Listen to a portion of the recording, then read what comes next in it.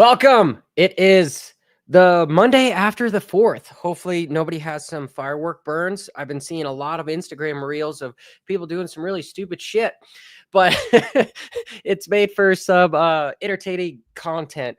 And that's exactly what this is going to be. So make sure you hit that like and subscribe button. And I've got some amazing guests on board. As always, we've got Coach Rob. What's up, man? Good morning, buddy. We actually here in Sanford, we had a big fireworks display that was scheduled for Saturday night, and literally at 4 o'clock in the afternoon, lightning hit it and blew the entire container up at literally right on the lake. So you're not exaggerating about crazy things going on with fireworks. Whoa. And then we have the champ, Zach What's up? Osborne. What's up, man? The man, the myth, and the legend is back, JH. Hey, did you guys do any major fireworks, big mortars, bombs? So my little girl is 10 and she's a little bit like, well, not a little bit, she's scared of fireworks. So we went to the local, like in Florida, they're everywhere, right? So we went to the local spot up the street, and it was like 5 o'clock on Friday afternoon, and everything was buy one, get one. So we bought a bunch of kids packs, and they actually had these, little popper things. Yep. They had these ones that were like extra popper, and they're like little M80s almost, but you throw them down and they are super gnarly. So that was about as wild as we got. That's cool. Wow. You guys are close enough. Can you actually see the Disney fireworks from where you're at? We can hear them, but not see them. At our old house, we could sometimes see them, but we can hear them. They're illegal here in Colorado, but that didn't stop anybody. Everyone driving home with my little girl out from my brother's house, who's got 40 acres. There was just looked like the sky was on fire. Everything was just going off, which was cool to see. And by the way, it's like a 7-day holiday, like this, like the week of 4th of July. There's like fireworks everywhere. Yeah. And they're still going off. They went off last night. I was like, goodness. To your point, Zach, I think they were doing a burnout sale because last night it was as bad as it was on Saturday night. I was like, darn. Somebody got some deals. Everybody thought they were going to be smart and stock up for next year, and they were like, "I'll just burn them now." Just burn them now. So true. Hey, I've been doing some in-house projects, Zach, and I've been watching like an Instagram reel, and it's like 90 seconds long, and you're like, "Oh, fuck yeah, that should be real easy." And then like 20 hours later, I'm like, "Oh my God, this was a lot more into it." How is the treehouse going? Treehouse is complete. It needs a slide, and I haven't bid off the like $800 price tag on like a swirly slide yet. So I've been marketplacing that a little bit, but otherwise it's complete. Sweet. I love Zach's frugality. That's my man. Quite a project. Prior to that, my biggest bite was some 90-degree garden beds for my wife. Actually ended up building those twice because they brought pine the first time and not cedar. So I built them, and she came out and she was like, "That's pine." And I'm like, "Well, here they are." And she was like, "Oh, we'll send it back." So built those twice. But yeah, this treehouse project was, I didn't have a plan. I just had a picture, and the instructions were just don't make it look bad. So yeah, we did it. Hell yeah. I mean, dude, as a little kid, you wish you had some of that stuff, like I got my little 3-year-old a all 4-wheel drive Chinese stupid electric little thing, but it'll go over curbs. And yeah, I wish I had one of those when I was a kid. But absolutely. Yeah, I always dreamed of a treehouse, and I kind of like, when I was doing it, I was frustrated a few times, and I was like, no, they'll remember this, like for sure they'll remember the That's right.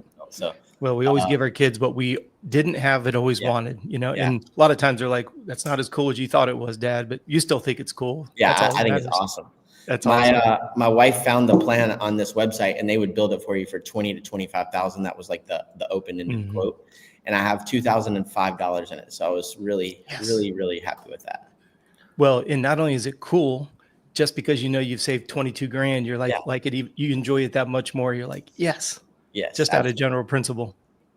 Shit, my wife wanted the like built-in closets. Yeah, and I was getting quoted for 5 to 10 grand, and I'm like, oh fuck it, I'll just do it. And I'm like 2,500 into it, but it looks decent. I know the picture you put up, Johnny, looked good. That's the one with the black cabinets and all. or is that in the laundry Oh, room? that's my laundry room is what I Okay. did. Listen People to come us. over and they're like, man, that thing looks so good. And I'm like, yeah, just don't go too close. Don't start nitpicking. Like, just stay up here. It looks great. We'll leave it at that. Yeah. Yeah. Think about how cool this subject is for the start of a moto show. We talked about tree houses, built-in closets, and laundry rooms. We're off to a smoking start on post Redbud weekend. We are on fire today. Dude. Yeah, I'm thinking about like how crazy people went. Could you imagine if Redbud was like what it was what round was it? Was it Belgium in MXGP where they said no alcohol sales? Could you imagine if Redbud was like no alcohol sales? There'd be 4 people there. They used to have this at Saint Jean race in France. They had an R1 engine, just the engine with you could buy like a 10-euro container of fuel, pour the fuel in, and then you would get to rev the bike for as long as you wanted. And that thing used to go all night at the GP. My wife will tell you, like, that's some of our most vivid memories, just sitting there sweating in the motorhome, like 3 a.m. Saturday night before GP. And they're just like, da da da da da da da, cheer. Da da da da, cheer. It was so gnarly. The thing that's so cool about that, though, is you think about how that is like a tradition for them. It's my wife and I talk about it. We were over in France, and the Tour de France was coming through. And yeah, you can watch it on TV, but when you see the processional that precedes the bikes coming through, and then we were on Champs-Élysées, so they came around, a half a dozen times. And it's just so cool to think that there are people that will literally get in their motorhomes. They'll go up Swiss Alps, they'll go somewhere, and they'll camp for 5 days to watch the Tour come by in 17 seconds. And you're just like, it's just a different mindset. And they never once complain about, man, we waited 4 days and the Tour went by like that. It's just something about that European crowd and what they'll do for Zach. I don't know if you're into triathlons at all. You're out there in the triathlon Mecca in Claremont, but we just had a big race in Roth, Germany. Yeah. And it's this very, very small town. They had over 100,000 people that came into the town just for the race. And it's just amazing to me how the Germans, they lift up athletics, high end, top of the line. They've won Ironman Hawaii a couple of years in a row, and then they had a little bit of a dry spout, and then they're on a rampage again. But to your point, that European crowd, anything about athletic performance, they're machines when it comes to it. Yeah, and I think just like tradition and like in a sense like slowing down and taking it in, they're just so much better at that than us. Yeah. And just I don't know, like almost like patience for things like that, Joey and I were actually talking about going this year because he was only supposed to do the first 4 races. Okay. And I was like, I looked up some flights. And I was like, dude, we can get there for like $1,000. We'll just get a car and like see what happens. But then we were talking to Dylan because where Dylan's from, he's only like 30 minutes from the base of Ventoux. And he was like, man, if you want to go and like see a mountain stage, you need to be there like 4 days in advance, and you're going to have to just sit there. And we were like, oh, maybe we'll plan it a little better and go next year or something. But, that's exactly it right there. For them, they'll set their whole year around sitting on the side of that road for 4 days. And they don't care one bit. Johnny, we were just talking about Roth and how big Roth was, over 100,000 spectators setting in on that little town, and the way they built that finish line. And Zach, you should see it at night. It looks like literally a concert. They've got lights, and they have the finish line come into a square, and there's like 25,000 people in this square, and they're there till the course closes at midnight. Yeah, that's awesome. It's very cool. Stuff. Yep. That's wild. That's like the Pikes Peak Hill climb here in Colorado. To go see something, you're walking up there and you're waiting for 12 hours for just a car to just and then right by. You're like, oh, this was not entertaining at all. What about Isle of Mans when they come by at 200 miles an hour? I mean, you can hear them and then you don't, I know, but that's one thing because I guess if you're right onto the road and you're just like leaning over a concrete block and then you just see some dude head shake at 180, it might be a little bit more entertaining to. Isle of Man, one thing I wish I would have went to when I was in Europe. Like I missed that opportunity, and I don't know if I'll ever make it happen. But man, it's such a that's a bucket list for sure. Yeah.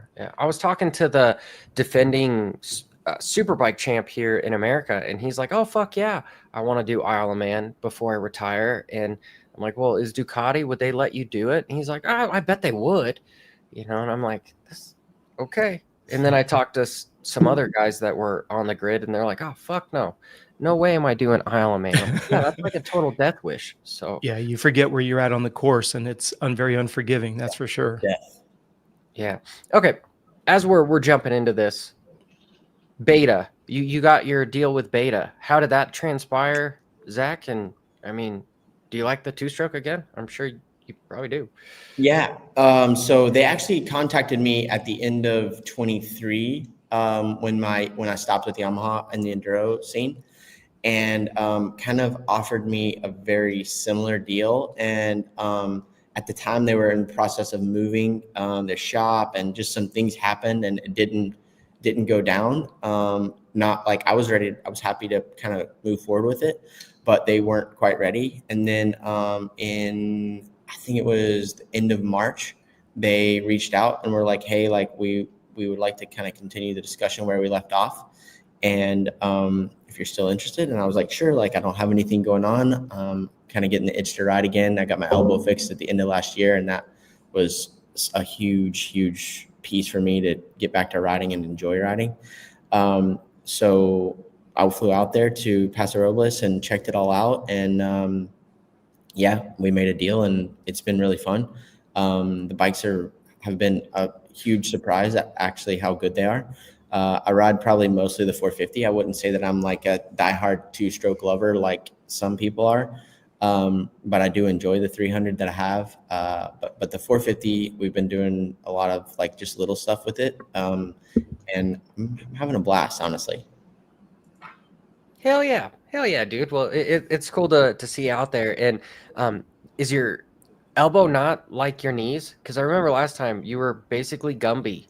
Like No, my knees are fine, but my elbow, I broke. I didn't even actually fall down. Like I pushed the front going up a little tiny hill and elbowed a tree, and it did what's called an olecranon fracture. So it opens your radius up, just like the cap comes off, and because your tricep pulls tension there, it just like pulled it out. It didn't come out the skin, but it was like a huge golf ball in like 30 seconds.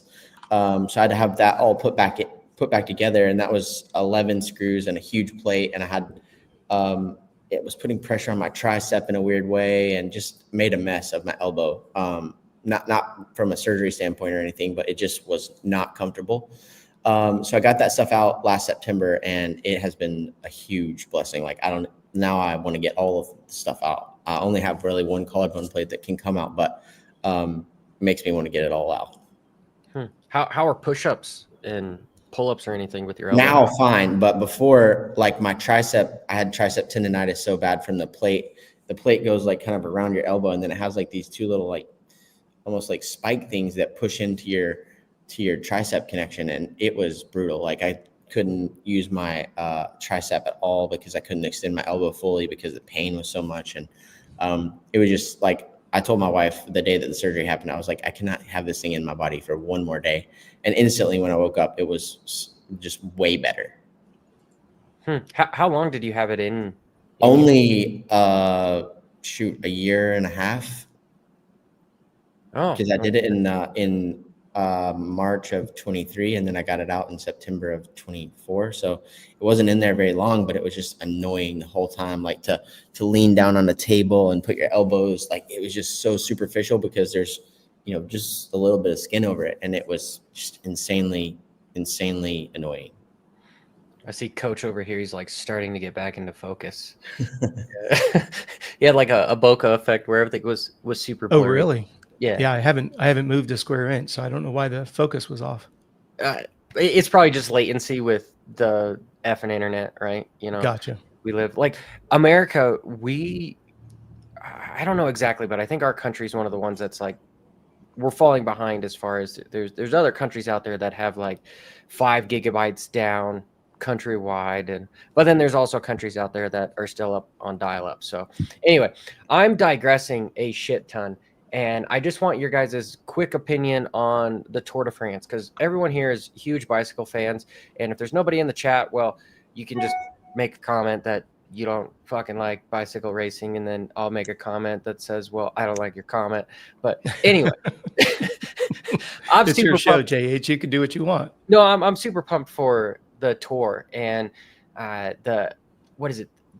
Who's won the last two stages? I haven't been able to see today because we're doing this podcast, but you had Jasper Philipsen win stage one, who's just a beast. I think his max watts on a biker is something almost 2,000, which just seems unheard of. I don't know how you can pedal that hard. And then his teammate Vanderpool ended up winning in front of Taddy, which Taddy is a monster. But I don't know, Zach, you're just as big of a bicycle guy. Who's winning the tour? Tade, in my opinion. I'm a Jonas Wout fan, but man, after that Dauphiné performance, I don't have a lot of hope that it's going to be very spicy. Even know that he's like healthy this year?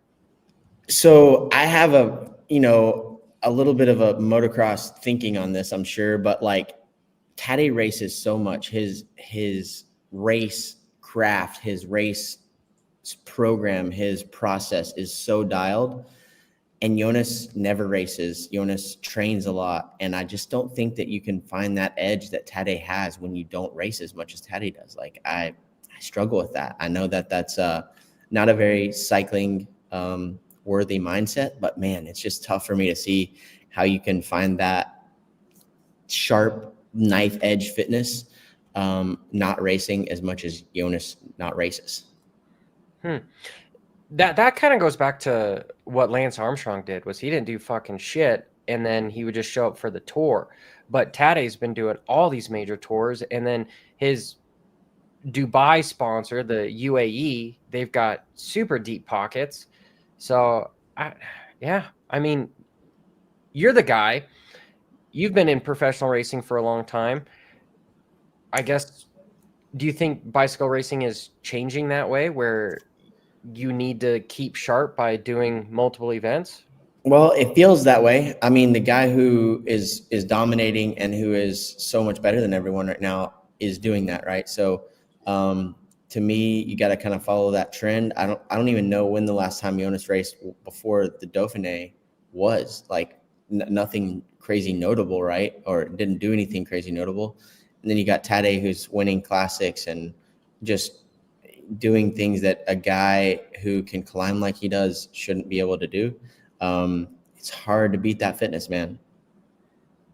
Yeah, agreed. Coach, from a physiological standpoint, I hope Physiological? Yes. So somebody, the time trial world champion, that's what's his name? Remco. Yeah, but he can climb like nothing else too, because he's light and skinny. How does that work? Because usually, like you see time trialists usually have massive legs, and they're almost more of a sprinter build than a climber build. Well, you brought up probably the most intriguing part of the tour so far is we're 3 days in, and correct me if I'm wrong, but in the history of the Tour de France, you've never seen your GC contenders literally vying for a stage win in the first week of the tour. To be honest with you, Johnny, it's like a big soup bowl of, like Zach said, the landscape is changing quite a bit. Johnny, you said it yourself. Lance used to only peak for the Tour de France because that's what it was most lucrative for him. It was kind of like Zach wrapping up a Supercross championship because it was more lucrative than outdoors, just as a sake of example. I don't know, maybe outdoors was more lucrative for Zach. I'm just using it as a hypothetical. But if you look at the idea that a lot of these the Dauphinés and some of these other big events, they used to essentially be considered second tier events, but now they're upping the prize money, the clout associated with it. And Johnny, another thing that you brought to the forefront is the idea that there's a lot more money in the sport. This is where I would love to see the current promoters have more competition, because it increases the quality, decreases the price, and it increases the revenue that the riders get. And I think that's the perfect combination. And I think when you look at the tour, it used to be everybody would put their eggs in that basket. Each team would have one GC contender, and they would pretty much try to conserve themselves all year. We'll use Lance as an obvious example. He would do some what we would consider pickup races, but he didn't care if he got dead last because he only cared about his fitness going into the first week of the tour. You'd have other riders on the team that they might win, a Giro here, they might win a Dauphiné here, but when they got to the Tour de France, they were just, they were designed, or rather placed on the team to make Lance or allow Lance to win the overall when they got there. So you have big budget teams coming in. I mean, you're talking, I heard this year, there's a team that has a $51 million budget for 12 guys, just to put it in perspective. Yeah, I know the UAE guys, they had over a $60 million budget with Tadej. So, and then you've got the big Red Bull team, and then the other teams are pretty small, but there is some much bigger money involved. Well, just think about Red Bull, as you just mentioned. You didn't see Red Bull until a couple of years ago. I mean, Red Bull, other than the fact that the guys were drinking it at the finish line, they didn't have their logo on anybody. And then they started just putting their logo. They would, they'd sponsor one rider, and then that helmet would be a Red Bull helmet. And then all of a sudden now they're on the jerseys.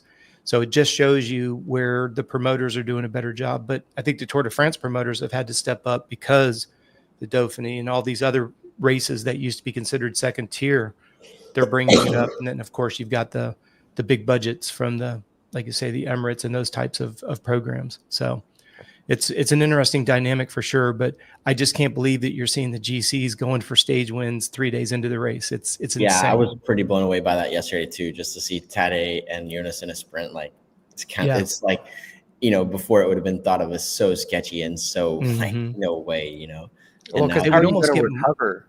They would almost get mocked as being stupid, right? Yeah, 3 days into a 21-day race.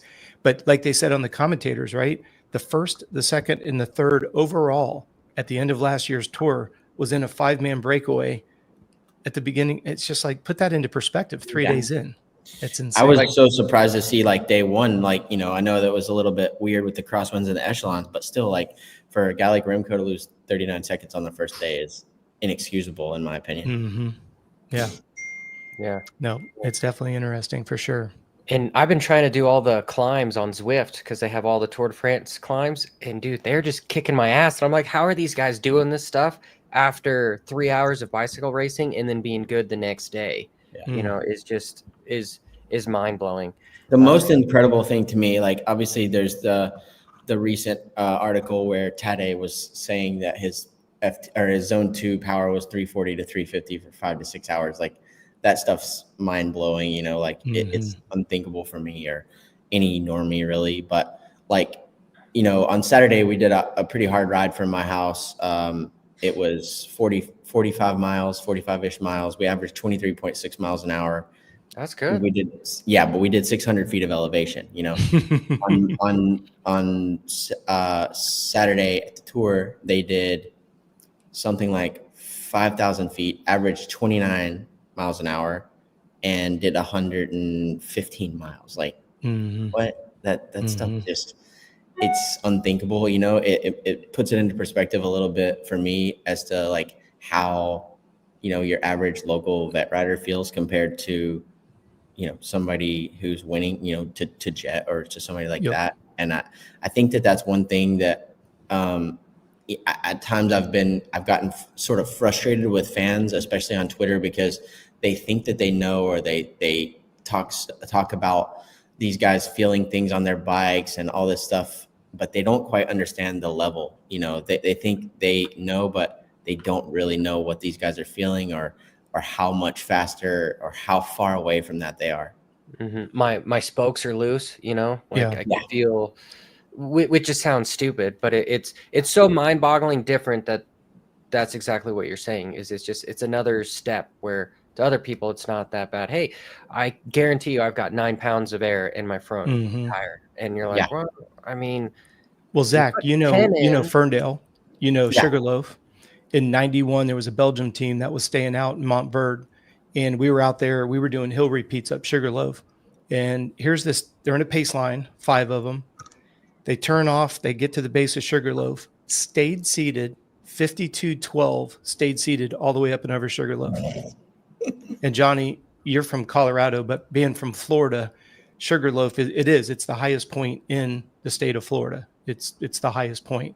But this, to your point though, Zach, you think that there's some good cyclists in the local area. Yeah. You don't see them sitting in a in a seated 52-12 No. and in a pace line and act like Sugarloaf wasn't even there. Yeah, Johnny, it's got 2 tiers. We call it a double step. It has a little bit of a pop, then it kind of levels for about 30 feet, and then it goes again.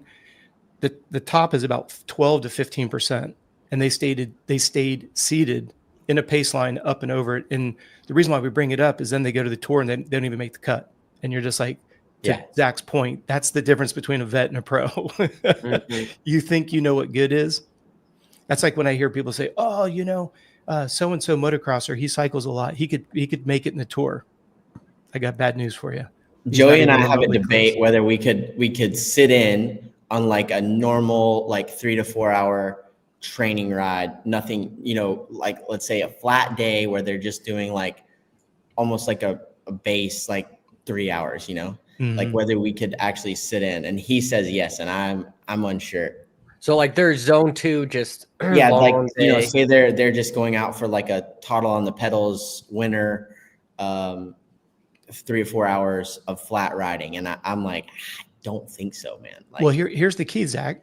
Go out to the trail that you were talking about. Go to the Van Fleet, take a scooter, pace line it at 28 miles an hour for 5 hours. That's the only way you'll be able to figure out. Well, that's the thing. I can tell you, I don't need to figure it out. It ain't happening. Yeah. Because now you've got that pace line, right? So you've got an 8-man, 12-man draft doing rotational pulls. Just sit behind that scooter and motor pace for 5 hours at 28. If you can get enough sugar, that's the thing. Yeah, it's next level for sure. I'm going to have to change the title of this podcast to The Tour, because what we've been talking about. Last small little thing is because like the big thing in bicycle world right now is going from like a 170 crank to like a 166 or so. I mean, have you guys put any of that stuff? Like I'm looking at buying another road bike, and I'm almost thinking of putting on the smaller crank just because of Taddy. No? Go ahead, Zach. I have not made the switch yet, but I'm in the same boat. I'm about due for a new road bike. And I was thinking going to 160s. The last bike fit I got a couple months ago, the guy was like, you could go to 160s if you wanted, give you a little bit more seat posts and put you in a little better position aero wise. So I think what are you running now? Are you running 170s? Going to 166? Yeah. 170s. Wow. Yeah. See, it's funny, Johnny, because when I was at the Olympic Training Center, everybody was pushing to go the other. They wanted you to go from 72.5 to 180s. Then the 182 came around. Then they wanted you to run the 185 for more leverage. It's just so interesting. It's like running shoes. Look at 5 years ago, it was the minimalist, no cushion. Yeah. You wanted a barefoot run. Now the Hokas are 5.5 inches of. It's like it. And what I think is so interesting is when the minimalist shoe came, they're like, you don't want your foot landing in mud. They called it the marshmallow because it would deviate. You could tear your knees up. Now you're like, can't get enough cushion. And I'm like, how can it be absolutely wrong 5 years ago? Now it's the gospel. And it's like with cranks, it used to be how long? Because Johnny, for someone like yourself under 6 foot, you would never want to go above a 182 because when the crank arm got to top dead center, it would lift your pelvis off the seat because top dead center would be too high and your knee would hit your chest. Then when you got to bottom dead center, your hips would rock because the crank arm was so long. Yeah. Now it's interesting that they're going shorter and shorter and shorter, because now you're going to have to lower your seat to be able to get to bottom dead center. It's fascinating, but I think it's interesting. It makes sense to be a little bit more aero, because if you've got less, but you lose the leverage to keep the top end speed up. That's the problem. Is the crank arm gets smaller, and this is where you have a trade off, right? It's like when you extend the swing, when you put the rear wheel in the back of the swing arm, you have high speed stability, but you can't turn the darn thing. Yeah. Slam that rear wheel into the front of the swing arm, it'll turn quicker, but you lose the high speed stability or raise your forks up or down. Yeah. Everything's got a trade off. And I think it's cool. I think that they're doing it a lot for cadence, which I have a horrendous cadence. I've worked on it really hard this year, and I've gotten it up to like average 76, 78. I know that's really crazy. Yeah. What was it before? Like 65, 67. Damn, son. Only because honestly, Zach, like that still sounds pretty low. It's very low. Yeah, I mean, like I would love it to be 90, but it's just really hard work for me. But when I was young, I used to cycle with Brownie a lot, and got my first road bike when I was 13. And Brownie was like, if you just grind it, you'll get stronger faster. And I'm like, I'm still grinding. 35 now, still grinding. Well, but here's what's interesting with you being a slow cadence. I think you'd be better off going to a 182 or a 185 so you could push a taller gear at a lower RPM. Going like Lance Armstrong, he was 110 plus, but he ran 170s. And Jan Ulrich, he won the tour at like a 76 cadence, but he ran 182s and 185s. Huh. But they both won the tour, so you can't Yeah. say one's right or wrong. It's Right. it's finding that individual side. So Hmm. I saw I that get a lot comment, of Johnny. stick That was because good. I run a 1x on my road bike. I'm 1x50, 1130, I think. Damn. Yeah. And when I did it, one of my main cycling buddies, he was like, "You're never going to make it up Sugarloaf on that." Did you have to get out of the saddle, or were you able to Oh stay yeah, seated? out of the saddle, yes, Yeah. but I can make it up. You could Sugarloaf. do it. Yeah. Well, Yeah. it's wild. Like Taddy's time over the Alpe d'Huez last year, you know, like I did the little virtual stuff on Zwift, and I was like 30 minutes behind him, and they were averaging, he was averaging over 400 watts with like 100 cadence, and I'm like trying to keep up at 300 watts, and I'm doing like 65 cadence. It just was impossible. What stage was that last year? What day of the tour was that? God, I thought it was like 14 or something. You got to put that in perspective. 13 days of residual fatigue, and then put those numbers But up. Coach, That to me is also, what's Alpe d'Huez insane. is like the second climb of those Mhm. days. So they've got like an Yeah. hour, then like an hour climb.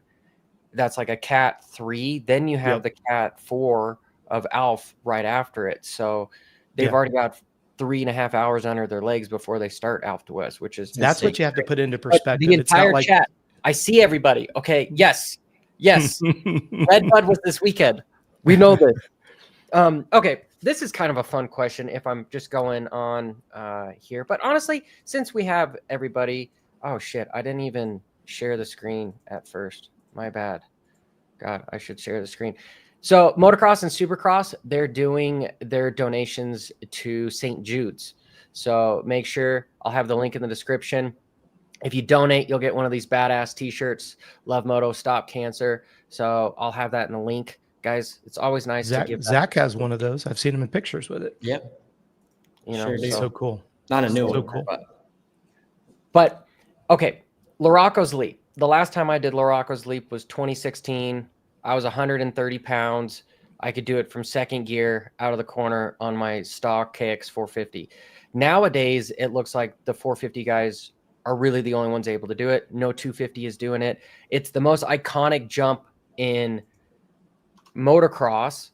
Why don't they extend the run up to it so that you have everybody doing it and they're not just leaned way back and preloading the shit out of it just to get over it, but they're able to almost just chop the throttle off the lip so that they could do some massive whips. You know, do you think that's a good idea, Zach? I like it the way it is. I think that the first couple 250s should be able to do it, but I don't think it should be a freebie for the 250s. I like it with a little bit of variety. Obviously, the 450s can all jump it, whether they, I guess if they feel like it or whatever. But I like it the way it is. I wish a little bit more 250 guys would have done it this weekend, but definitely not all the 250s. Okay, plain and simple. Coach, do you have an opinion on Laraco's Leap? I love it only because the risk return is so big. If you butter that thing, not only does it look cool, but you probably pick up a second and a half. Watching the video from the side, like when Jett hits it and then he just locks it up and he looks like he's going to nose pick it, I could sit and watch that all day long. The other thing I like about it is the way the landing is. If you case it, it's almost worse, right? Because then all of a sudden you case it, then you have that dreaded free fall for 8 or 10 feet. So the way it's designed, it's got a big cost benefit to it. I agree with Zach. I think it's great the way it is. If you want to do something for photos, just let them get a drive straight on and just hit it and let them throw whips. But in a race setting, it rewards those that take that risk. Yeah. It's freaking scary though, man. Like I can only imagine. It's a gnarly jump. That was one of my biggest reliefs when I retired, was like, wow, I don't ever have to hit that thing again. Do you feel that way at Millville at all? That seems like they've got some, like the catapult. Those things they look unforgiving because you can't see where you're landing, and then you turn and go straight back down. Nothing's like the Leap, though. I mean, There's Not some like big the jumps, leap. but the leap is, it's, when you're going up and you're just like, I don't know where that landing is. I'm pretty sure I got it, but I don't really know. Mm. It's scary. And like you said, the consequence is big, with how big the landing is. It looked like they shaved it down a little bit this year because there was like some banks on the grass on top of the landing. But dude, it's a big fall. Like if you case it and go out the front, it's massive. Mm. I cased it one time in 15. Yeah, 15. I tried it on the 250 and came up short and on press day and destroyed a bike. Like I didn't even crash, but broke the swing arm, both wheels, clamps. I mean, Dave rebuilt the bike after press day because it was destroyed. Wow. Shit. Yeah. Yeah. I could just see the remember- wheels, but swing arm is Yeah. Crank unreal. was out of balance because when I landed, it was just like so heavy and I framed it so hard that it jolted the crank and it was like vibrating super bad. It basically built me a whole new bike after press day. Yeah. Damn. What were you saying, Johnny? I'm sorry. Well, just that jump was in my head when I was at Redbud that I fucked up my whole qualifying because I just every lap was like putting around like, all right, I'm gonna do it. I'm gonna do it. I'm gonna do it. And by the time I did it, qualifying was over with, and it's like, well, okay, now I'm going home because I'm in the LCQ. So this was fun, but sweet, you jumped the jump, dumbass. So that's on me. There was here. Let me. What was it? Here. So Deegan ended up crashing in qualifying, and he said he got a pretty big Charlie horse, but it took him a really long time to get up from this accident here. And I'll refresh the page so that we see it again. Augured in, and yeah, just totally took it right on the hip there. And he ended up actually talking with some of the fans where some guy says, hey, 14th and 2nd is completely unacceptable. You're not going to beat Jett. Time to step up. Got to go 1-1 next weekend. And then Hayden's like, I wish you knew what I did to my leg, but I'd rather not make excuses. So, Zach, what do you think? He doesn't look that bad, but like obviously he's a pretty tough son of a gun, right? So if he's laying there and he looked off all day after that, like in the motos, in the first moto, I felt like he could have really probably won from where he was at, and he just kind of got stalled out and had that little tip over. Just like, it's there's a lot to be said for it's hard to change the momentum once the day starts that way.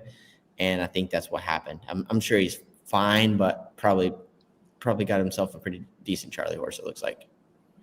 Yeah, after seeing some of it and watching him at the motos, maybe that leg was so, I don't know, not swollen, but just it was bugging him enough to where, you don't really want to use the shift lever a whole lot and like landing off all the jumps. You're kind of like, ooh, ow, ow. But once adrenaline gets going, more than likely you can turn that stuff off. And like he did, he showed in Moto 2 where, he got second.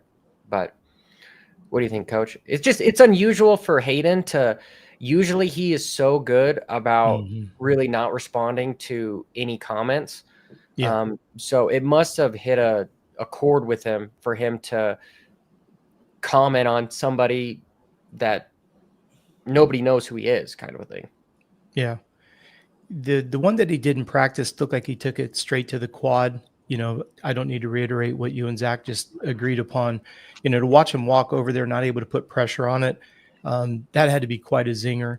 The one that happened during the race, like Zach said, when he had the tip over, that one looked like it kind of took his breath away. Now, it wasn't like he was like got punched in the gut and couldn't catch his breath, but it looked like it took his steam. You saw how slow he was to get the bike picked up. Of course, it was worst case scenario. He's cross-rutted across 3 different ruts. Bike's in one, his upper body's in one rut, and his lower body's in another. It's at the end of the race. He's like, goodness gracious, can we just get this over with? But when the one that got my attention was when he was walking to the private jet and he was limping on it, because like you said, he doesn't like to make excuses. I just don't think he can put any more weight on it. My expectation would be he's probably got a pretty significant bone bruise, and those are the ones like he would really benefit if we had a week off this week instead of having 2 more weekends. He'll live on some ibuprofen, kill some pain, and show up and race his brains out next weekend. That's just Deegan.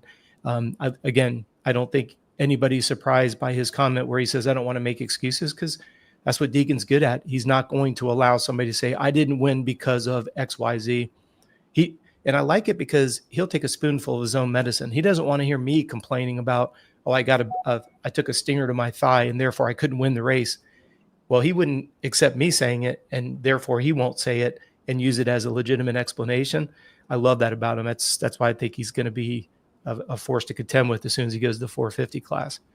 I still don't understand why he will stay 250 for Supercross. I know a lot of people say he may not be ready for it. Pardon me? Is that fact? No, I keep saying that I think he's going to go 450 Supercross. I would think so too. I don't think there's too much money for him not to. Yeah. But everybody keeps saying they're wrong. Especially if he wins this and the SMX, like what else? What are you waiting on? See, that's what I've been saying, and people said I drank my breakfast. You know, they're like, there's just, and I know the 450 is a big bite, in this, particularly in Supercross, but I don't know. I just look at we were talking about this just last week, Johnny, on the idea that every time we've kind of doubted Deegan, they've made us eat crow. I don't doubt anything with Deegan anymore. Okay, he's about the height of, I mean, Carmichael. I think he's like 5'6". Zach, I don't remember how tall you said you were. Yeah, I'm 5'6". Okay, and he's 165, 170 pounds. Like he's ready for that 450. Zach, how heavy were you when you were on a 450? Yeah, same, 165. Yeah, so like, you know, that's short, stocky, ready to handle that motorcycle. So I don't really have any fears for him going 450. I think his skill set's incredible. His bike skills are proven. Like there's no hold up for me to push that button after, like I said, after he wins this outdoor title and SMX, if that happens, like go on, get on with it. And funny, go ahead, Johnny, excuse me. it was going to be a carryover to the whole thing is, can he beat Jett? Right. And for him, for his persona and the social media and everything, is it going to be bad if he doesn't beat Jett? Like, are people going to be surprised that he doesn't beat Jett? I think his fans will probably be a little bit. I don't know. I don't think if he goes 450 and doesn't beat Jett, I don't think it's a big deal. No, it's a win-win. I mean, so it would be unrealistic to think that he could go into the class and beat Jett when Jett's beaten Tomac and Hunter and Anderson. I mean, it's a stacked. We talked about it at the beginning of the season, right? There's 20 guys on the starting gate that are 250 champions. It's not like Jett is beating me, right? He's beating some of the most incredible. So it would be unfair, if I may use that word without it sounding like a snowflake, to expect Deegan to go in and beat Jett in his first year. But he has some time. He would be surprised. Before the pressure's on him. Like he has a year, at least a year, maybe 2 years before it's like, okay, now you should be beating him. Like, sure, there's going to be people who are throwing daggers on Instagram, but like, who actually cares? He has a little bit of leadway to, Jett's beating everyone right now, right? So he has some time to build into that and become a 450 rider. I think he's going to take some knocks probably just because he's a little loose. That thing bites hard, but he'll be fine. Like, I don't see anything wrong with him going up. Zach, this was something Johnny and I talked about last week. 4 years ago, he was racing Loretta's. Yeah. It's just, put that in perspective. Skill set's just fine, right? Yeah. And yes, we know that Jett's done some spectacular things since he's gone 450, and that's cool. But I don't know, between these two and what they've done in such a short period of time, you look at Jett and what he's done in 450s, and you look at what Hayden has done in the 250s when we were literally watching him race against Daxton Bennett, Casey Cochran, and Logan Best at Loretta's on Super Minis. Yeah. It's just, that's insane. Yeah. When you put that's his class, it's like, wow. Mm-hmm. Well, because most of the kids that graduated with him aren't really doing much in the 250 class. Right. But that's what's so amazing with Deegan, because his first futures race, like we talked about, I think he got third or fourth. He didn't set the world ablaze. Yeah. That just shows me how quickly he's willing to learn. And he, as big as an ego as he puts out, in social media, how humble of a guy must he be that he's that much of a sponge to learn that quick? Because he didn't look like somebody that was going to dominate in the futures class. I don't perceive Deegan as like the most talented person out there. And that's not a dig at him, but I will say he is by far the biggest mental giant out there, and racing professionally, how much would you dictate towards the ability of riding the motorcycle to just confidence in knowing that you're going to be up front and win? A ton. I mean, I was never great with that. I always had a lot of self-doubt, a lot of self-sabotage. And to see someone like him, it's like, for me, it's really cool, because I was like, man, like if I, he seems cocky, but he always backs it up. And it's not really cocky if you can back it up, in my opinion. That's right. And it's also, there's another element to that where you add so much extra pressure to yourself to back it up, right? Like now with social media, they're on him. They're lynching him as soon as he messes up. But he's like, yep, oh well, I'm going to do it again next weekend or whatever. That's so impressive for me, especially coming from, how I sort of had it in my mind and the things that I did. It's crazy to see how much confidence he has, how much he believes in himself. I don't know this. I don't have any firm information, but I don't think he's the hardest trainer. Like, I don't think it's like, he's like a Ricky Carmichael level worker. But I think he rides a lot, and I think he believes in himself, and that's so huge in any sport, not just dirt bike racing, but believing in yourself and knowing that you can do it is just crazy important. Hey, Johnny, and this is not a jab at you, but I would just like you to clarify for me. What would Deegan have to do for you to say that dude is a beast on the bike? Like, he would be considered highly talented on the bike. Is there any particular thing that you're looking for? I am saying, as far as like comparing him to Jett, right? Where I believe Jett is more talented on the bike, and where Deegan, I think, is going to beat Jett is not in physical talents, but from just mental fortitude of somehow getting. Do you see Deegan being more of a riding style of Tomac? Since 100%. I mean, that proved it this weekend with both their freaking star bikes, like going up in smoke because they're just rah, rah, rah, rah, Well, the reason why I'm curious is I look at Deegan and I see him doing things on a 250 that almost shouldn't be doable. And the one like we talked about at last weekend, where the opening, and there's that jump where the year before he was completely pancake flat and he pulled it off, and we all said, wow, it was like he was kind of loose. And then this year he does it. Looks like he was just doing it for a photo shoot. He buttered it beautifully. He just goes full send mode, gets out over that extended roller.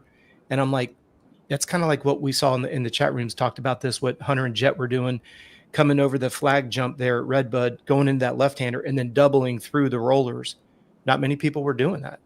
And I see Deegan doing things like that, where Deegan will do something like Voland. He'll manual something. You're like, man, I didn't even think that would be a smart move. And then he manuals it, and then he doubles the next obstacle. And you're like, I don't know. I just see that Deegan's got quite a bit of finesse. He's not smooth like Jett, but he's got, like Zach called it earlier, that racecraft for Deegan. I think it's pretty sophisticated.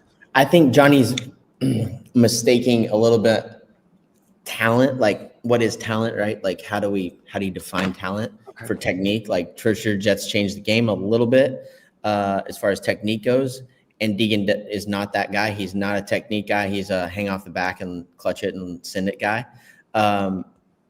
I'm with Rob here. Like, I think Deegan has incredible talent, incredible bike skills, incredible foresight, fortitude, mental fortitude. I think he's the whole package.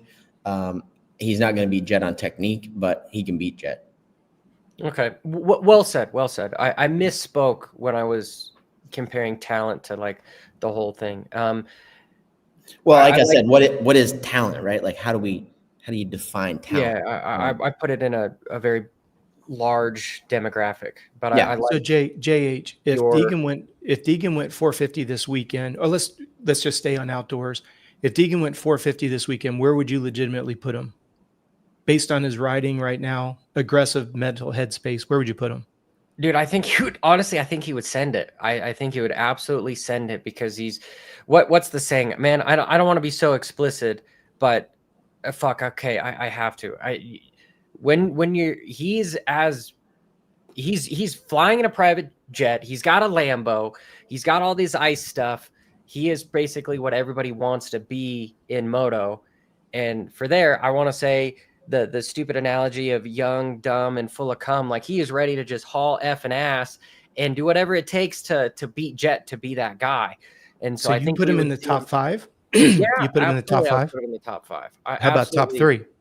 Top 3, I would put him in the top 3. I think AP is tired at this moment. We're seeing him fall back during the motos.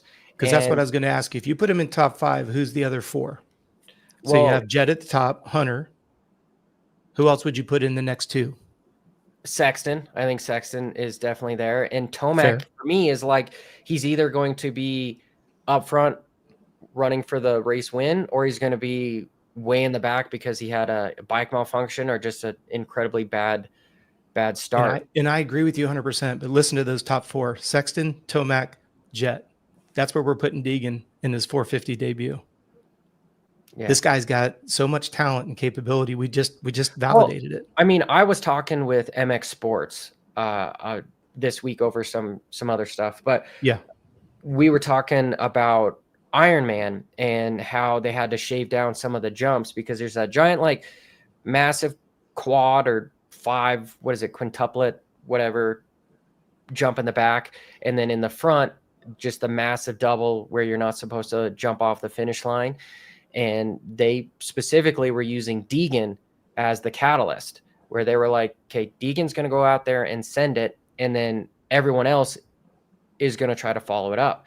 And so then they had a bunch of pro riders, including Jett, say, hey guys, we need to take these jumps out. Like, this is just unsafe. We need to just take the jumps out because none of us want to just break wheels and ruin our career because some kid is out there just going to send it, right? So I kind of have to retract my statement because you can't say that you're not one of the most talented people in the sport if you're basically the only one that has the balls to go do some gnarly stuff that has a high risk and not the much reward in jumps, right? So What track was it that he was quadding, and the next year, this last season, they actually made it they changed it because he was the only one quadding it. They definitely Can't changed the remember finish line to Ironman for that reason. Was yeah, that and was that Ironman it? had a big, gigantic But quad. that thing was insane. That looks so dangerous. But that's why I Landon, can't been believe there? he. Shadows. Have you been there? Yeah, dude, No. that track is gnarly. With It's a great how track, rush- but that jump is insane. Like, ridden there And he many was times, quadding but it on never a crossed my 250. mind. Yeah, and that's exactly it. We've got a Supercross champion that says it never crossed my mind, and you've got a kid in his first year in the 250 pro class that sends it and goes quad mode, and you've got race promoters that are redesigning the track because of what he might do on a track. Yeah. It's pretty crazy to your point, Okay, Donnie. Zach. I think we won this argument, Rob. I mean, honestly, you guys, you put me in a situation that made me sound like I'm bad mouthing Deegan, which No, I don't think not that at was- all. No, not at all. I was just curious what you thought he needed to up his game to put him on par, but based on what you've said, you already think he can be in that top 5. You're not talking smack on him at all. It's just like you're saying, my you're looking whole at. point was just I feel Jett is more talented than Deegan on a bike. But if you're second in this realm of the sport as far as talent, I think that's still an incredibly good place to be, especially if you have everything else to back it up. Yeah. He has his own package, right? Jett is his own package. He has so much skill in bike and technique and bike control and all that. I'm trying to stuff. look at them as like Pokemon cards. Yeah. So this guy, level 50, this guy's level 48, Yeah. but yeah, whatever. Tack I get power, it. blah, blah, blah. Sound like a nerd. Zach. We're talking about dirt bikes on the internet. Yeah. Okay. Very Well said. Cole Davies. Okay. He is really the only kid that I see beating Deegan in the 250 class. And it's going to be a while before he moves 450 because he's 17 years old. Where do you put Cole Davies in the realm of these giants, heavy hitters that we're talking about with Deegan and Jett? I think he's close. I mean, I've seen the stats and everything that people put out about him, comparing him and Jett and all that stuff. And I think he's really, really good. I want to see more. I want to see some outdoor riding. We haven't really seen that much of that yet. Even last year in the next or futures or whatever you want to call it, he was not that great outdoors. So I think he will be good. I'm bummed that he's missing this season because I think he needed it to put some scores on the board and kind of figure out where he's at. And you just miss so much fitness when you miss outdoors going into the next season. But I think he's very capable. I'm not going to put him Jett Deegan level yet, but he's promising. Is he out for outdoors completely, Zach? I don't know. Has he started riding yet, Johnny? I haven't heard anything of whether or not Cole's back. Sorry, is my mic off? No, I haven't heard anything that he's back yet. So I think they're trying to keep that kind of on the down low. And honestly, that whole thing, how he crashed and whatnot, and the deal that we have with poor Aiden Zig, and I think he's like the Aiden Zing. I'm so sorry. That's okay. I just wanted for the sake. Go ahead. Yes. Yeah, absolutely. Thank you, Coach. This is like the third kid that has passed away this year on stuff. And I saw Deegan bring up some issues with comms and even what happened with Smith and Cole Davies. I'm not sure if comms would have helped that, but I don't know. Zach, what is your take on having in-headset communication for the riders? If there's just one safety guy saying, hey, jump 4, there's a down rider. Roll. I'm all for it. I'm a big Cardo proponent. They have hooked me up with stuff over the past few years, and we used it a ton when I was riding in the woods. Joey and I used it a lot last year doing motos. Like it adds a whole other element of fun to riding just from an amateur standpoint. But I do think that there's something there. I don't know if it's a central command, because on Supercross, you do need to be kind of careful where you're talking at, like, because there's a ton of input from the bike. And if you're talking in the wrong spot, I've used it a little bit with Jack Chambers Supercross, and he didn't mind it, but I was very mindful of where I was talking. If you have somebody that you trust that can do that, then, even one-way comms would be a step in the right direction, in my opinion. I don't know what would be wrong with communication. Like, why not, at this point, other than like, I don't know. I don't see any negatives to it at all. I think it would be a huge positive, and let's just try something, and let's not just sit with, no comms, because that's how it's always been. I think. Yeah, get rid of the pit board. That's old tech. Yeah, like we're riding on a board. It's 2025, right? Yeah, I couldn't agree with you more. There's zero downsides, and if we implement it, and a few adjustments need to be made to make it better, but explain to me one negative. Except, like Zach was saying, you don't want them getting into a 3-way conversation with 13 mechanics. Go, average. Yeah, you don't need. But I don't think that any team that was given the opportunity would want it for any other reason than for safety reasons. Of course, that's not true. They'll use it to, take the inside here, go there. But if you keep it one way, and like Zach said, it's only for safety, it's a win-win. Okay, I know I'm trying to keep these pods fairly, because we could talk forever. You both are big cyclists, okay? And I know we've been taking so much from cycling for so long when it comes to guys like Alden Baker and all the training and whatnot. My 2 questions that I have is the Zach, like on your long ride, right? You probably packed 4 or 5 gels or something with you to feed on the bike, okay? But if you're pushing really hard in a 35-minute moto, do you think it's advantageous to potentially take 30 grams of carbs so that you don't slow down the last few laps of the race? Do you think that it is beneficial to potentially? Yeah, I do. Especially, with all the new research and all the things that they're doing in cycling, like 120 grams an hour and stuff.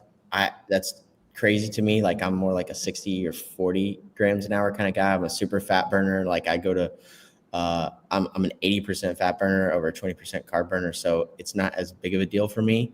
But for some of my athletes, I've been actually thinking about how I could rig up something. I'm probably saying too much, but like a gel bottle that you can freeze before the race that squirts, that you can just squeeze in your helmet, like say at the 20-minute mark, even if you get half of it and it's 30 grams of carbs, like that could be a huge boost at the end of the moto. So I think I'm kind of working on something in my shop that I feel like could be beneficial to everyone in the future. I got to perfect it a little bit, but the idea is there. So yeah, I do. I think that there's something to be said for that, especially at the end of a hot, long moto. Like if you just had, not wearing a Camelback or something that's cumbersome, or just, something that you have to deal with a hose going around your helmet and all that stuff. Just like something that's very simple, that's aimed straight in your mouth, that you could just grab your chin bar, something that you do regularly anyways, adjusting your helmet.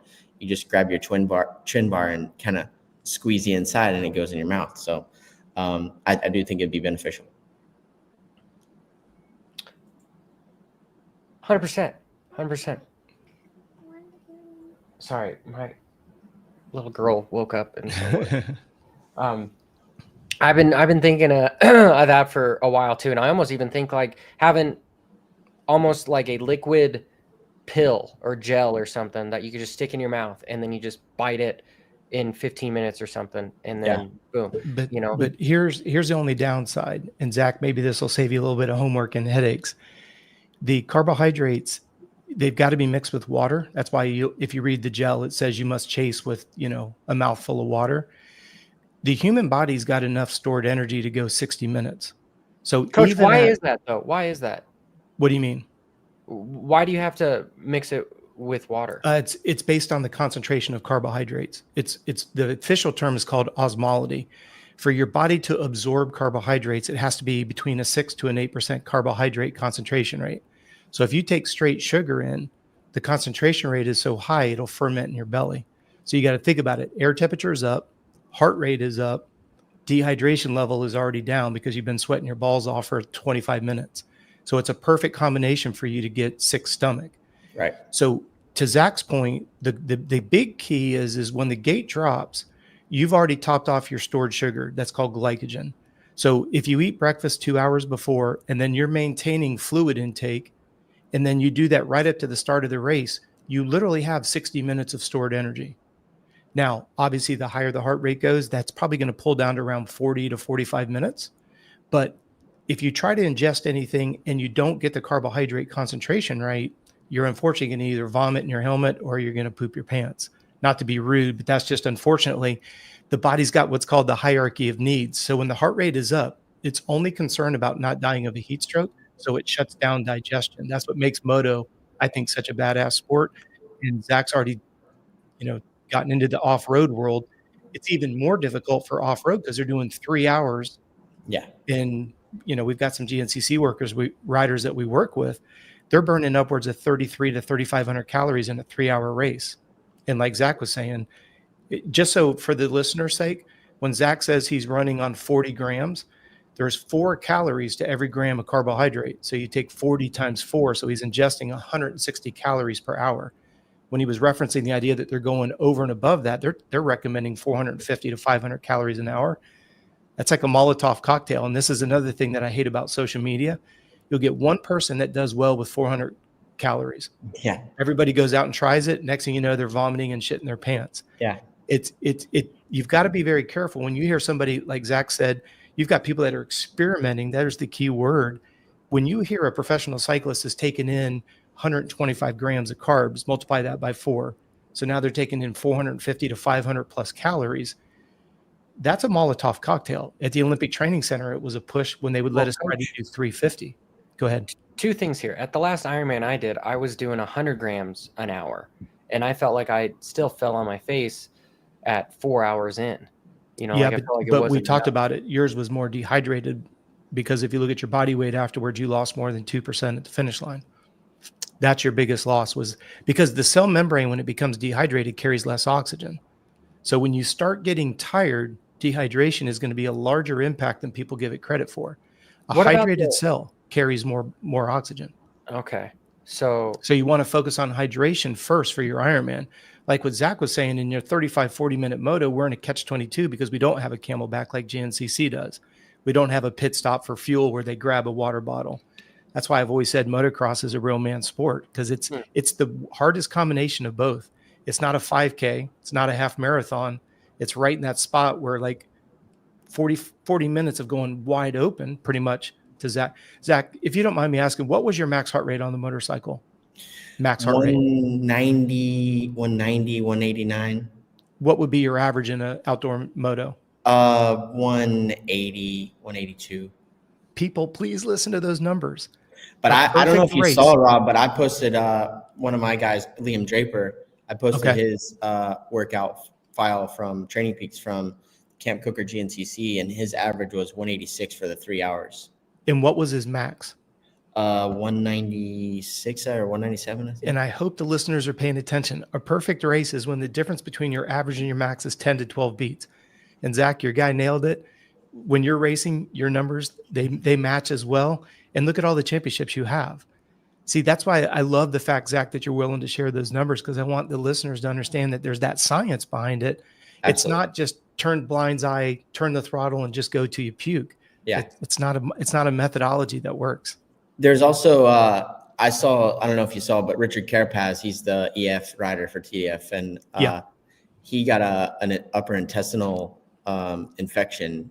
But I've heard of a few guys locally getting it from like too many gels and the wrong, like you were saying, the wrong carb concentration. Concentration, and it like gets like literally like gels up in your guts, and you can't digest it. And that's when it starts to ferment, and then you end up with excessive gas and diarrhea, nausea, the whole 9 yards. Well, and that's the hard part with digestion. What about the new gels that they have? Like there's those marine gels where they're Morton. Okay. Yep. Where they're more liquid, where it's more of a consistency of. They're trying to get the concentration rate up, and they're trying to experiment with more sodium and potassium, which are the key pairing of electrolytes for absorption, and they're back to carbohydrate concentration. But like Zach said earlier, I mean, the fact that they're even entertaining going over 100 grams of anything, because that's 400 calories right there. That's a Molotov cocktail. Effort, you guys know, if you ride your bicycle hard, or you're burning excess of 800 to 1200 calories in an hour. But this is why nutritional timing has to be so ideal. If I know Zach's going to go out and race at 185 to 190, I want the most simple. And this is not a plug on my energy fuel, but that's why our energy fuel boost has an easy to digest carbohydrate with a lactic acid buffer, because we know the heart rate's going to be up. But that we have 3 formulas: one for 60 minutes and less, one for 1 hour to 2 hours, and then one for 3 and above. And that's because of the fluctuation of heart rate and duration. So that's the key. Go ahead, Zach. Sorry. One thing that people also miss is like the days leading up are also super important. Your day of eating it's for the day of, but it's not really as important as the day. I struggled really bad to eat on race day. I was like watermelon and rice, and that was kind of it. Like it wasn't much other than that. Take a gel on the line and go for it, because for me, Thursday night and all day Friday was super important. Really, really specific, really programmed. Like those were non-negotiables for me. The same dinner, same food every week. Things that, I think my favorite thing about training and learning and the coaching side is putting processes in place was absolutely key to my success. Like 100%, until I found how I could streamline what I was doing and make it repeatable, I was inconsistent. That's when I found consistency, was when I found my processes, I whittled them down and made it non-negotiable that all these things had to happen and nothing was going to change them. Well, and to your point, when you eat a gram of carbohydrate, your body will store water. So for every 1 gram of carbohydrate, your body will store 2.5 to 2.8 grams of water. So when your everyday food consists of fruits, vegetables, and lean protein, you're just properly hydrating every day. Your body doesn't know if it's Saturday or if it's Tuesday. If you've been doing, to your point, if you've been doing it consistently, it's just another day on the bike. Right. That's the hard part, is especially for our listeners that have families and jobs and other obligations, versus wake up, eat, ride, eat, nap, cross train, repeat. You know, Yeah. it's a totally different story. And this is why, and Zach, I'm sure you're experiencing it now. It's so hard working with professionals where I've got a vet rider, and by noon on Monday, he's had 3 meetings. He's already gotten his children off to school. And you talk to a pro and it's noon and they're still in bed. And you're like, Yeah. goodness gracious, man, Yeah. you have all day to train, but don't take all day to do what should be Exactly. done. It's like, oh, it's so frustrating. Okay, last It question. is. Yep. This is sort of like a hypothetical. That's your new word of the year. Yes, you need to get a yes, shirt. Johnny Hypothetical Hopper. Go Hoppers ahead. hypotheticals. There you I go. like it. I like that. That's Yeah. a new merch. He Yeah, gets 10%. He gets 10%. I gotta write that down. Yep. Um, That's okay, a 10% commission to Zach. to Zach, yeah. Okay, my train of thought here. The hamster is off the wheels. We're cycling. Okay, we've been talking about changing into cycling. We know that if you wear like calf sleeves and an Aero helmet and all this stuff, you can gain, 5 to 10 watts, which add up over, depending upon your race, to potentially minutes of a faster finish time. Okay. Moto, we're averaging 30, 40 miles an hour for 30 minutes. Does it make sense to start developing more Aero type stuff? Like we already have the Barsha type clothing that's super tight, but Fox came out with the Onesie. leotard, right? It looks ridiculous.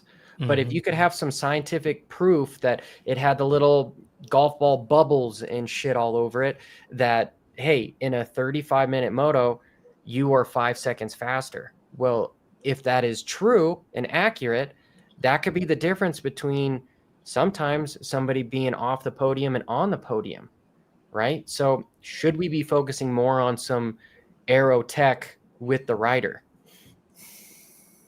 No. Okay, why? Well, for me, it goes back to what Rob was talking about earlier. Like we're in such a weird space with motocross where you aren't really endurance, but you're kind of endurance. You're not really sprint, but you are sprint. Like it's all these things, right? And I think when you look at cycling, it's such an A to B thing. Like it's, especially in time trial specifically, right? It's from here to there. There's 0 variables. The road's the same. It's just how fast you can get there, how fast you can pedal, how little resistance you can have, right? But if I go to Redbud and I go on the track on the first lap compared to the last lap, I'm not going to be able to take that speed. So the only thing that extra speed would do for me is allow faster acceleration, but it doesn't matter if I can't take that speed into the next corner. Like the bumps get bigger, the track changes, all those variables make it nearly impossible to make those things measurable, especially compounded by you get a 10th place start and none of it matters, right? Like you're just fighting for your life. You're in suboptimal lines. You're, out in the mud, whatever. Like I've had this conversation with other people, and to me, I don't think that you put like a MotoGP style fairing on the bike or whatever. As soon as you get a bad start, it's all out the window, right? So, but then that might help you cut through the pack. Like Zach, if let's just say like in a corner, you're doing 29 miles an hour in a corner, right? And if you had some of the added tech, whether it's the gay ass suit or whatever, you do 29.2, right? And then as the track gets rougher, normally you'd be going down to 27 miles an hour, but now you're still at 27.5. Like, I think it is a measurable thing. But for me, like I'm not going faster because I don't have the ability to. I'm only not going faster because that's all the track will allow, or that's all the ability I have, or whatever, like in MotoGP, the line is very, very fine, right? Because the track changes way less. The pavement is way more consistent. There's no bumps. Like all those things add up to where you can make the lap, as long as the tire is good, you can make the lap as repeatable as you want, right? but in motocross, it's just not as repeatable. And, if I can go 70 miles an hour or 30 miles an hour, I can't go 32 because the track won't hold it. The rut won't hold it. I don't see the benefit. I've thought about this so much, and I've come to this conclusion. So,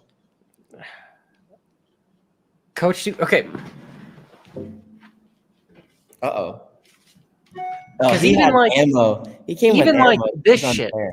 okay, you clean out dirty air. Like if you could change your wheels to something like this that just keeps your roll speed up, it makes it easier for the motorcycle to continue to go that speed. I just see that it would be a measurable difference, even if it's minute. Like Zach, you are a professional that you just got done talking about, like having all this little stuff add up during the week, which ends up being a 0.5% minute here and there. Like the motorcycle and your gear should be no different, because a 1% improvement in your ability could be the difference between top 10 to podium, right? Yeah, I don't feel like the speed can be translated as much. On the bicycle, it makes total sense to me. It's like, the dots connect. But here, I don't, like I said, like the thing that stops me is the traction, the rut, the bump, like where the placement is, how much brake you need, how much trail brake you need, how little trail throttle you need. Like all those things are what stops me from being faster. It's not like I'm just, full tuck looking for speed. It's a little bit of a different scenario. Maybe. I mean, I don't know. Okay, Coach, you've been very quiet and polite during all this. He's got Am a I dinner just like off that. the rocker here? Should we just leave this with one of Hopper's hypotheticals and then move on? No, both have credibility. The wheel that you showed, that's a deep dish wheel for those who don't know cycling. The greatest amount of rolling resistance is the first 3 inches off the ground. So that's why you see the deep dish wheel right there. That's a physiological, excuse me, that's just a law of physics that applies. That's why deep dish came out. The greatest amount of rolling resistance is the first 3 inches. Well, with a motocross tire, you've already bridged that gap because the tire is so big. So you're not going to get any aerodynamic benefits out of an increased wheel rim depth. No, that's okay. Yeah. When Use it comes the to science to just, yeah. Well, when it comes to like the outfit itself, sure, you could always maybe save 0.001 on the fact that the uniform, I hate to use that word, let's call the race kit, jersey and pants, are a little bit tighter fitting, and maybe it's got materials that wicks away wind for aerodynamics. But you're talking 0.001 benefit versus Zach increasing his athlete's quadricep to hamstring flexibility. So the listeners, they come into a right-hand corner and they keep dabbing their foot. Is that because the quadriceps and the hip flexors are weak and that therefore he keeps dabbing his foot? Or is the hamstring flexibility, their hamstrings are so tight it keeps pulling the foot back down and therefore they're dabbing their foot? The jersey that they're wearing that's saving 0.0001 versus working on strength and flexibility is going to have a much bigger return on investment, because like Zach said, if you don't get the whole shot, you take the non-optimum lines, you're already working much harder just to try to bridge the gap that you've blown on the start.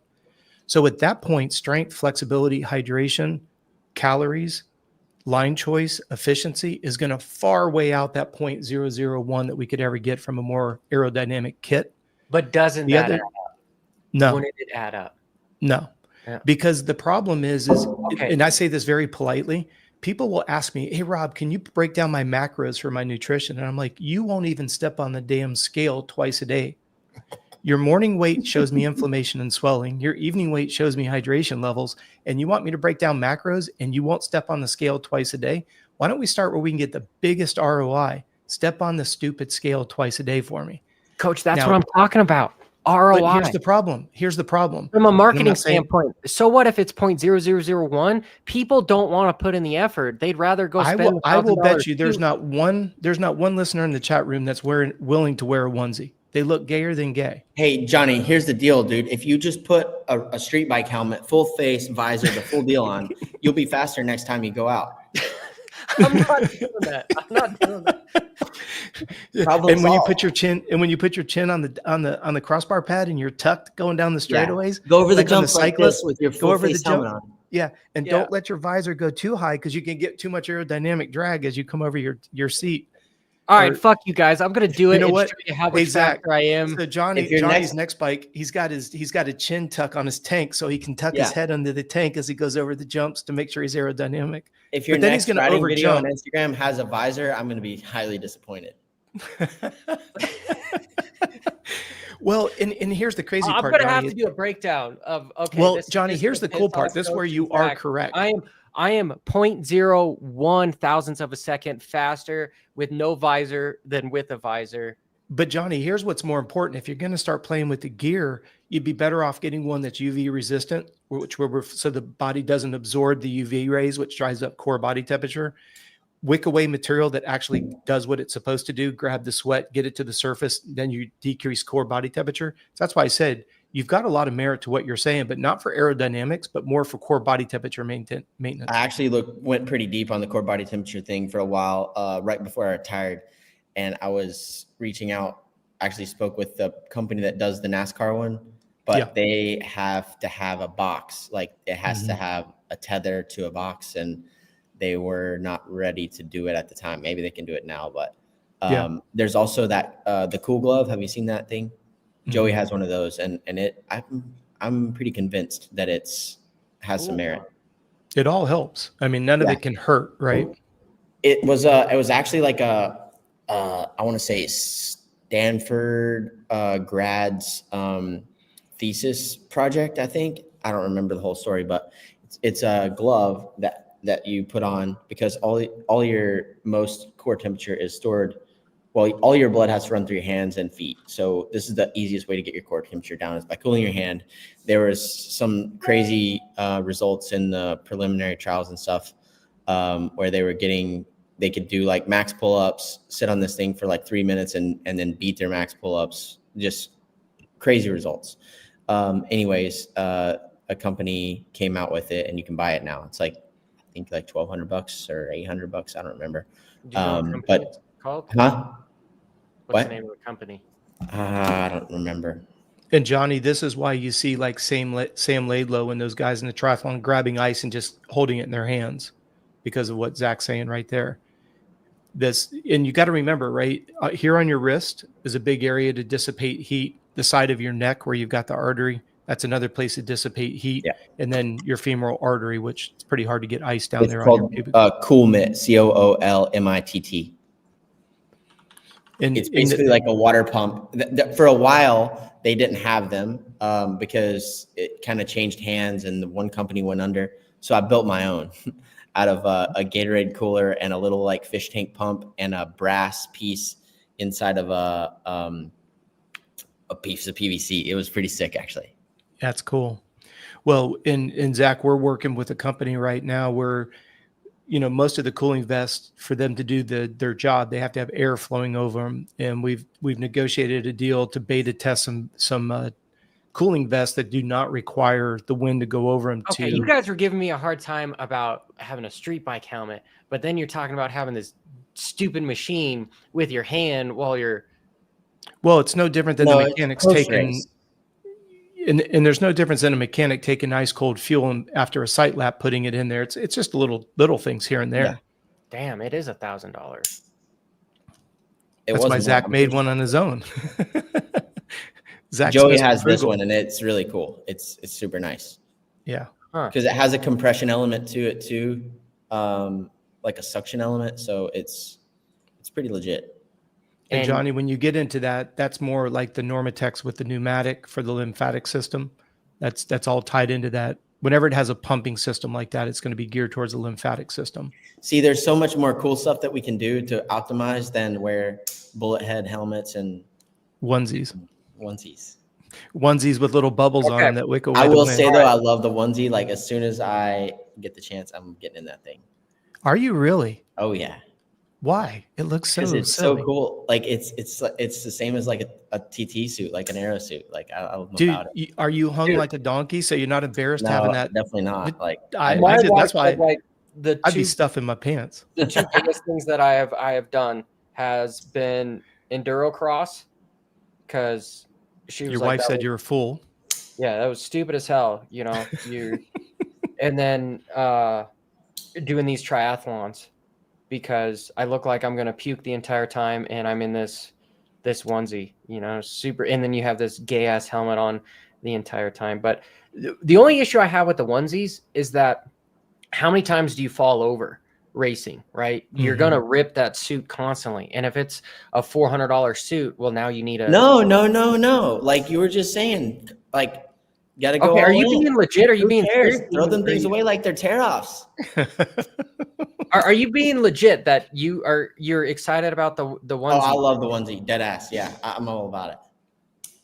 Okay. Do me a favor, when you get in your first one, post it, because I'm gonna distribute that one. That's a good one. As long as they, you know what, shit, we should just be wearing the triathlon suits. Honestly, Zach, there is some highly expensive onesies that are designed to have you go faster running at like 10 miles an hour, right? Yeah. I'm just gonna put that shit on and Go ride. have my knee braces and boots. You're in. Yeah. But you got to cover the knee braces somehow, because they got a lot of like cuts and juts and won't be good for Aero. Yeah, I haven't completely thought about this. Anyway, I got to go make my daughter breakfast, and I'm sure you son of a bitches have something else to do too. Got to go wrestle some alligators. Yeah. Yeah. Go to Lake Apopka and fight gators. That's it. Get half your bike bitten off. Yeah. Awesome, guys. Well, Zach, dude, it's a pleasure. I'm hoping we'll have you on more, but thanks again, dude, for coming on the podcast. Is there anything you want to share that some of the viewers,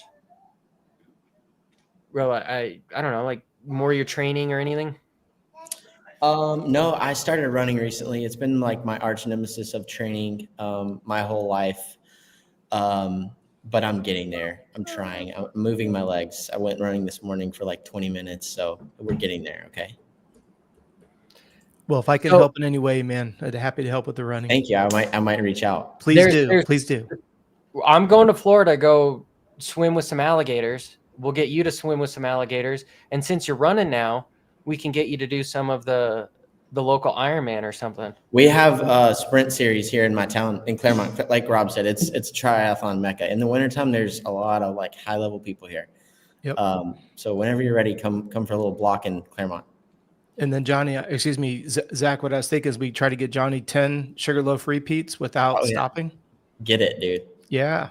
And once they get to the top, you have to go down the backside, then go to the church, take a right, and then come back around. You can't just go back down the hill. Why stop at 10? Let's do 20. Okay. Let's do it. 25. Let's see it, big guy. We'll do it sunrise to sunset. How about that? Better have all your Aero stuff on. I will. And then, I'm going to do 120 grams of carbs an hour with no water. No water. There you go. Yeah. And we'll document it, because this is going to pick you up a couple times.